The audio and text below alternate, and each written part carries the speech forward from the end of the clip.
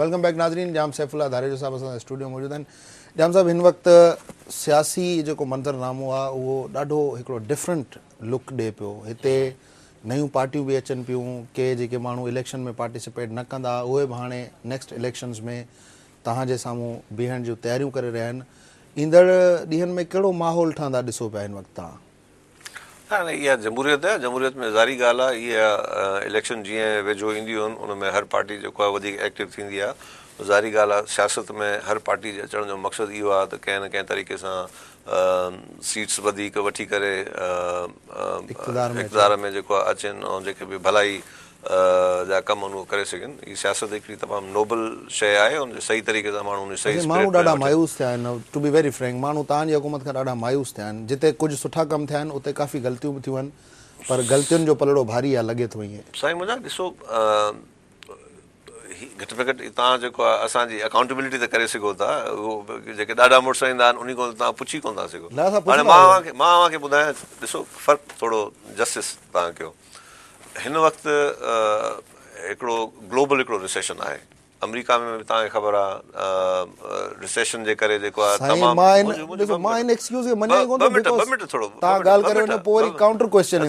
Question पोइ कजो, तव्हांखे मुंहिंजी ॻाल्हि ॿुधो। रिसेशन जे करे जिते किथे प्रॉब्लम्स आहिनि। अमेरिका जहिड़े मुल्क में हर महीने में तक़रीबन 4-5 लख माण्हू जेको आहे बेरोज़गार थियनि था।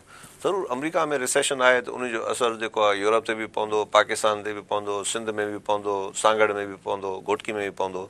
ऐं हिते बि ज़रूरु उनजो इफेक्ट्स जेके तव्हां फील कंदव। असां इन्हनि सभिनि जे बावजूदि जिते माण्हू उते बेरोज़गार थियनि था, हिते सिंध में असां हिकिड़ो त लख खां मथे असां रोज़गार माण्हुनि खे ॾिनो आहे। जिते अॻे पोयनि जेके 15 सालनि में जेके नौकरियुनि वारा हुया उन्हनि खे बेरोज़गार कंदो हुयो। असां उहे सभु जेके माण्हू जेके पोयनि थोरे मुशर्रफ जे दौर में, नवाज़ शरीफ़ जे दौर में जेके माण्हू कढिया विया, असां हिकु फ़ैसिले सां उहे लखे माण्हू उन्हनि खे असां बहाल कयोसीं। उहे सभु फैमिलियूं में जेको बहाल थियूं।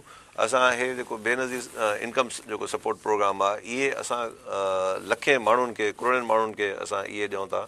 ज़रूरु एडमिनिस्ट्रेटिव प्रॉब्लम्स या गवर्नेंस में ज़रूरु किथे न किथे इशू हूंदा, असां पाण मञूं था। ऐं हीअ हुकूमत बि मिसाल 10 सालनि जी हिकिड़ी डिक्टेटरशिप खां पोइ आई आहे। ॾिसो, हीअ कंसिस्टेंट बेसिस ते ऐं जे इलेक्शन थींदियूं रहनि, हिकिड़ो सिस्टम हलंदो रहे, उन सां हिकिड़ी ऑटोमेटिक हिकिड़ी स्क्रीनिंग बि थींदी आहे।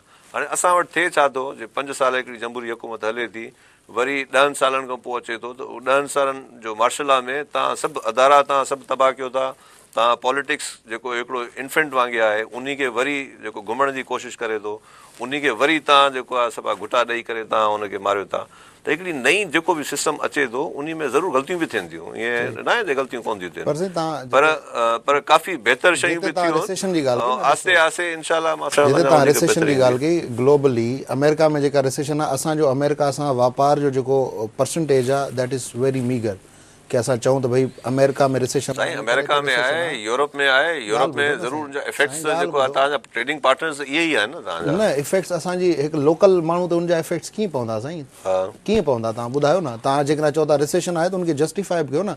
असांजो इंटरनेशनल ट्रेड वॉल्यूम जेको आहे that is just $20 to $30 billion. असां हर साल वापारी खसारे खे मुंहुं ॾियूं था। असांजो इम्पोर्ट्स वधीक आहिनि, असांजो एक्सपोर्ट्स घटि आहिनि। ऐं उन सां गॾोगॾु साईं हिन वक़्तु जेके स्टेट बैंक जूं लगातार रिपोर्टूं आयूं आहिनि उहे त महांगाई जो ज़िम्मेवार तव्हांखे चवनि था न, तव्हांजी हुकूमत खे। त भई धड़ाधड़ तव्हां कर्ज़ा था खणो, अलाए केॾां था कयो पैसो। साईं कर्ज़ा जेके खणूं था उहो बि जेको आहे आवाम खे, आवाम जे भले लाइ इकोनॉमिक टर्म्स में त इहे जेके तव्हां ॾिसो, हीअ जेके नयूं नयूं शयूं जेके इहे वेलफेयर स्टेट छा हूंदी आहे? वेलफेयर स्टेट में बि तव्हां ॿाहिरि घुमिया फिरिया हूंदव, उन में जेके जेके अनएम्प्लॉयड हूंदा आहिनि उनखे सरकार जेको आहे पैसा ॾींदी आहे, उनखे सरकार पैसा ॾींदी आहे।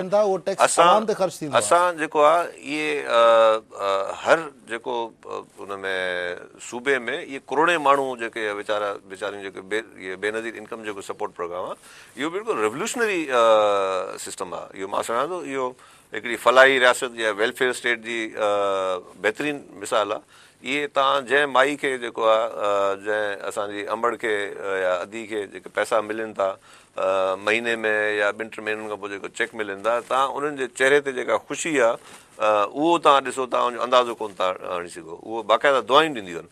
ज़रूरु बहितरी जी गुंजाइश आहे ऐं इंशाल्लाह नेक्स्ट टर्म बि इंशाल्लाह असांजी ईंदी उन में अञा बहितरी अञा वधीक तव्हांजी कंदा। पार्टीअ काफ़ी दोस्तनि खां इहो सवाल कयो, मां तव्हां खां बि कयां ॾिसो साईं 70 अरब रुपए जो आहे बेनज़ीर इनकम सपोर्ट प्रोग्राम, 1000 रुपयो हिकिड़ी फैमिली। डोंट यू थिंक कि जेकॾहिं इहो 70 अरब रुपयो खणी करे जेके रूरल एरियाज़ आहिनि उन्हनि में कुझु नंढियूं नंढियूं सनतूं लॻायूं वञनि हा त न सिर्फ़ु उते माण्हुनि खे रोज़गार मिले हा बल्कि हू महिनत कश थियनि हा न, बजाए इन जो तव्हां ते जेको क्लेम लॻंदो आहे माण्हुनि खे तव्हां फ़क़ीर ठाहे छॾियो आहे, बाबा 1000 रुपए जे इंतज़ार में वेठा हूंदा आहिनि माण्हू। डोंट यू थिंक कि इहो हिकिड़ो बहितर ज़रियो थी सघे? इहा डिबेटेबल ॻाल्हि आहे। असां को ईअं न आहे जे मिसाल असां कोशिशि कयूं था त उन में किथे जेके ॿाहिरि बि जेका इंडस्ट्री आहे उहा बि असां कोशिशि कयूं था त इंडस्ट्रियलाइज़ेशन बि थिए, डेवलपमेंट जेको आहे हर जाइ ते थिए थी, डेवलपमेंट ज़रूरु थिए थी, उन सां बि हिकिड़ी इकोनॉमिक जेका एक्टिविटी जेका जनरेट थिए थी। ऐं ॾिसो हिन वक़्तु माहौल ॾिसो माहौल कीअं लॻो पियो आहे।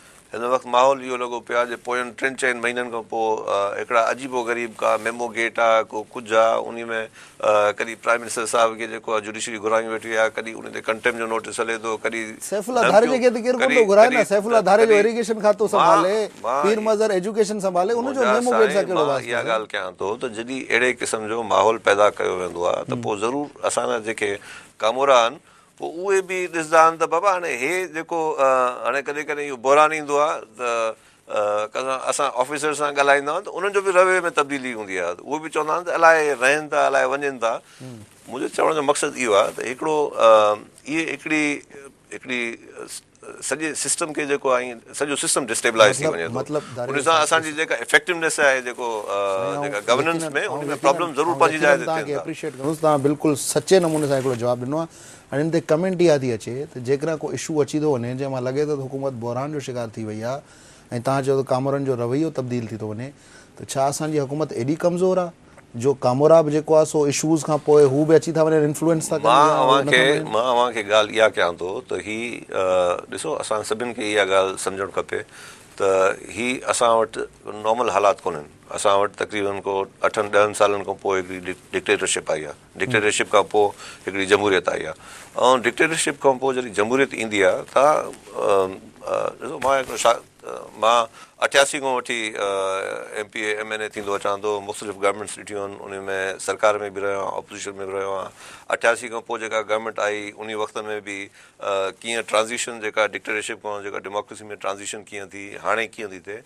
हिन वक़्तु हर जेको अदारो शुरू में कोशिशि कंदो आहे त हिन सॼे सिस्टम में असां वधि में वधि जेको आहे पंहिंजी पोज़ीशन असर्ट कयूं, वधि में वधि पंहिंजा पावर एक्वायर कयूं, त उन में पंहिंजी जजिस हुजनि या जुडिशरी हुजे या ब्यूरोक्रेसी हुजे। हिन वक़्तु बि जेका ई सॼी जेको बि सॼा केसिस वग़ैरह थियनि था उहो उन असां प्रोसेस मां गुज़रनि था। अनफॉर्चुनेटली उन में जेका डेमोक्रेटिक जेका बि एग्ज़ेक्टिव जेका गवर्नमेंट हूंदी आहे उन जी उहा रिट अनफॉर्चुनेटली न रहंदी आहे जेतिरी हुजणु खपे। ऐं हिकिड़ो एवोल्यूशनरी फेज़ आहे। असां कॉन्फिडेंट आहियूं, असां इंशाल्लाह इन्हनि सभिनि खे बहिराननि खे अॻे बि मोह ॾिनो आहे, असां सीरियस एफर्ट थिया, साज़िशूं थियूं असां घटाइण जूं, अञा ताईं असां वेठा आहियूं। ऐं इंशाल्लाह ताला हीअ मार्च बि असां कढंदासीं, ऐं मार्च में हीअ हर मुमकिन कोशिशि जेका थिए थी इहा बिल्कुलु हक़ीक़त आहे। ऐं प्राइम मिनिस्टर चए थो साज़िशूं थियनि थियूं, असां इंशाल्लाह इन साज़िशुनि खे मोह बि ॾियूं था, गवर्नेंस मुल्क जो कारोबार बि जेको आहे हलायूं था। इंशाल्लाह ताला मार्च में असां अक्सरियती पार्टी थी करे बि ईंदासीं, ऐं इंशाल्लाह ताला नेक्स्ट इलेक्शन में बि मां कॉन्फिडेंट आहियां त इंशाल्लाह ताला next fair and free election में इंशाल्लाह ताला पीपल्स पार्टी वरी ईंदी। ऐं जेको ख़िदमत जो जज़्बो अवाम इहो सम्झे थी, अवामी सवाल हिन करे आहे जो असां वेंदा आहियूं न जॾहिं दोस्तनि सां हेॾां होॾां शहर में ॻोठ में वेंदा आहियूं त इहो हिकिड़ो सुवालु ईंदो आहे जितां किथां। सवालु इहो आहे त अवाम खे इहो थो लॻे त तव्हांजी सरकार सिर्फ़ु कुर्सी बचाइण जे चकर में 24 कलाक, जेके तव्हां साज़िशुनि जी ॻाल्हि कई, 24 कलाक सिर्फ़ु तव्हां साज़िशुनि खे जेको आहे सो ख़तमु करण जे लाइ या साज़िशुनि खे जेको आहे सो ब्लास्ट करण जे लाइ लॻा पिया आहियो, ऐं अवाम जेको आहे सो उहा तव्हांजे उन मतिलबु सेंट्रल फोकस तां हटी वई आहे। इन खे तव्हां कीअं चवंदा? साईं, असां बिल्कुलु साज़िशुनि खे मोह बि ॾियूं था, असां जेको आहे सरकार बि जेको आहे असां हलायूं था। ऐं मां चवंदो असांजी जेके मीटिंग्स वग़ैरह जेके गवर्नेंस जे हवाले सां जेके मीटिंग्स थियनि थियूं, ज़रूरु कुझु न कुझु फ़र्क़ु पए थो। पर असां जेको ईअं त न आहे जे छड़ो असां सरकार में चवणा पिया आहियूं। असांजे प्राइम मिनिस्टर साहिबु ऐं असांजे प्रेसिडेंट साहिबु 10 दफ़ा चयो आहे त बाबा असांखे जेको आहे ज़रूरु न आहे त असां को ईअं इक़्तिदार सां असां चिंबड़ा वेठा रहंदासीं ठीकु। ऐं जे असांजी हुकूमत वधि में वधि असांखे हटाईंदा त ऑपोज़िशन में वञी वेंदासीं ऐं ऑपोज़िशन में बि असांखे को आर कोन्हे ऑपोज़िशन में असां अञा वधीक ख़ुशि हूंदा आहियूं ऑपोज़िशन में पीपल्स पार्टी त तमामु सुठो जेको आहे इफेक्टिव किरदारु अदा कंदी आहे असांखे हुनजो मैंडेट आहे असां को भला को चोर दरवाज़े खां कोन आहियूं न सही असांखे माण्हुनि इलेक्ट कयो आहे माण्हुनि में असां मां अव्हांखे इहा बि ॻाल्हि ॿुधायां हीअ जेका पोइ जेका इलेक्शन आहे को पोइ इलेक्शन खे आउं त फेयर एंड फ्री